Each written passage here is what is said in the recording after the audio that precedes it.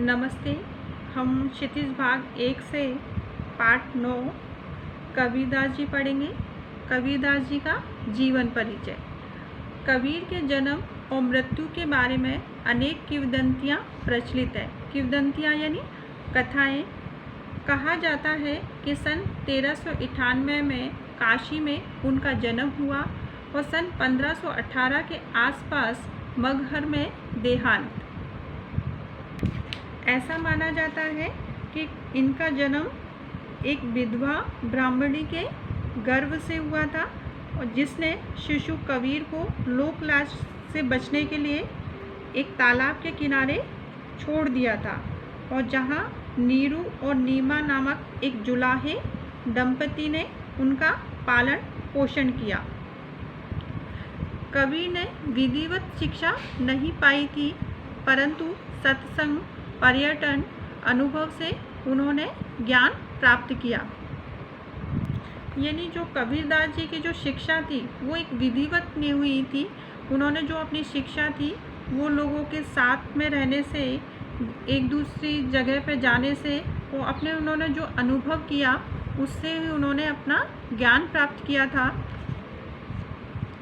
भक्तिकालीन निर्गुण संत परंपरा के प्रमुख कवि कबीर की रचनाएं मुख्यतः कबीर ग्रंथावली में संग्रहित है, किंतु कबीर पंथ में उनकी रचनाओं का संग्रह बीजक ही प्रमाणिक माना जाता है। कुछ रचनाएं गुरु ग्रंथ साहब में संकलित हैं। जो कबीरदास जी थे वो कैसे थे? अनपढ़ थे। वो मौखिक रचनाएं करते थे जिन्हें उनके शिष्यों ने संकलित किया। उन्हें साखी शब्द और रमैनी नाम से जाना जाता है, जिनका संग्रह कहाँ मिलता है हमें? बीजक में। कबीर अत्यंत उदार, निर्भय, सद्गृहस्थ संत थे। राम और रहीम की एकता में विश्वास रखने वाले कबीर ने ईश्वर के नाम पर चलने वाले हर तरह के पाखंड, भेदभाव और कर्मकांड का खंडन किया।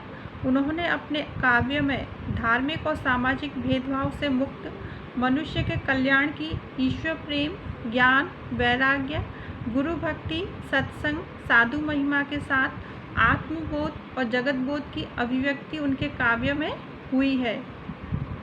यानी जो कबीरदास जी के जो साहित्यिक विशेषताएं हैं वो क्या है कि उन्होंने अपने साहित्य में ईश्वर प्रेम, ज्ञान, वैराग्य, गुरु भक्ति, सत्संग, साधु महिमा आदि की अभिव्यक्ति की है।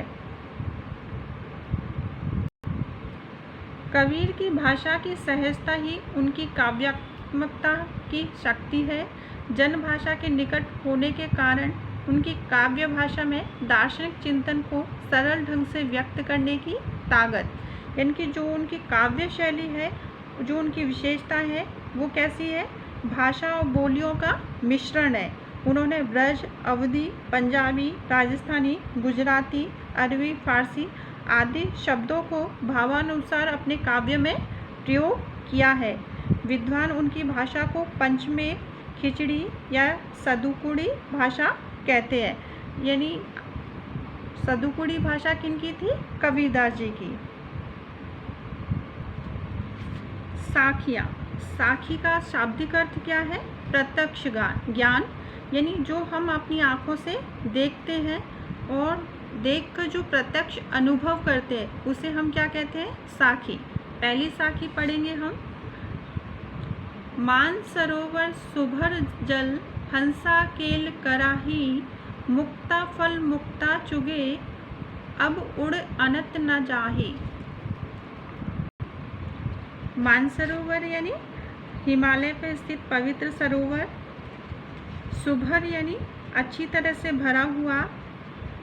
केल यानी क्रीड़ा। मुक्ताफल मोती। अनंत यानी अन्यत्र। कबीरदास जी कहते हैं कि जो मानसरोवर है वो स्वच्छ जल से लबालब भरा हुआ है, यानी पूरी तरह से मानसरोवर स्वच्छ जल से भरा हुआ है, जिसमें हंसा केल कराई, और जिसमें हंस जो पक्षी है जो क्या करता है? क्रीड़ा करता है। और उसका आनंद उठाता है।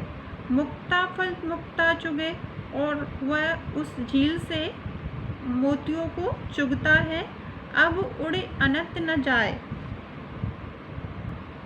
और अब वह इस आनंददायी स्थान को छोड़कर कहीं अन्यत्र नहीं जाना चाहता।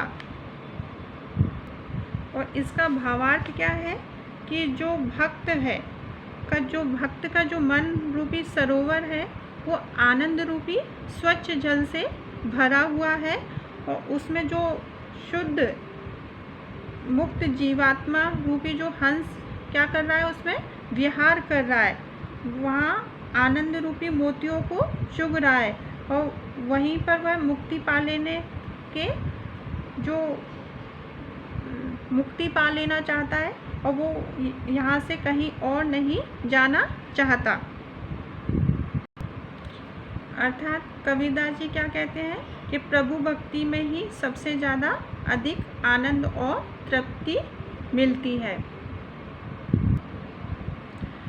प्रेमी ढूंढत मैं फिरो, प्रेमी मिले न कोई, प्रेमी को प्रेमी मिले, सब विष अमृत होई। प्रेमी यानी प्रभु भक्त, फिरो यानी फिरा, विष यानी जहर। कबीरदास जी कहते हैं कि मैं कौन? भक्त सच्चे ईश्वर प्रेमी को ढूंढता फिरा, और फिर मुझे प्रेमी नहीं मिला। और जब मैं ईश्वर भक्त को सच्चा ईश्वर प्रेमी मिला, तब जब उसके जो मन के विषय विकार थे, जो उसकी मन की विषय वासनाएं थी, वो सारा जो विष था वो किस में बदल गया? अमृत में। अर्थात जब प्रेमी अर्थात ईश्वर का जो भक्त है वो सच्चे ईश्वर को पूरे संसार में ढूंढता है, पर वह खोजने पर भी नहीं मिलता। और जब वह मिलता है तो जो उसके विषय वासना रूपी जो विष था, जो उसकी बुराइयां थी, वो किस में बदल जाती है? अमृत में बदल जाती हैं। उसकी जो बुराइयां थी वो किस में परिवर्तित हो जाती हैं? अच्छाइयों में। यहाँ मैं से क्या तात्पर्य है? जो ईश्वर का सच्चा भक्त होता है या ईश्वर प्रेमी। और आशय क्या है कि कबीरदास जी कहते हैं कि जब मैं भक्त किसी सच्चे प्रभु प्रेमी को ढूंढने निकला तो बहुत कोशिश करने के बाद भी नहीं मिल सका, और जब मुझे वह सच्चा प्रेमी मिला तब मेरे सारे पाप पुण्य में बदल गए। जो मन में समाई हुई वासनाएं, दुर्भावनाएं समाप्त हो गई, और मेरे जो मन में जो आनंद रूपी अमृत का संचार हो गया।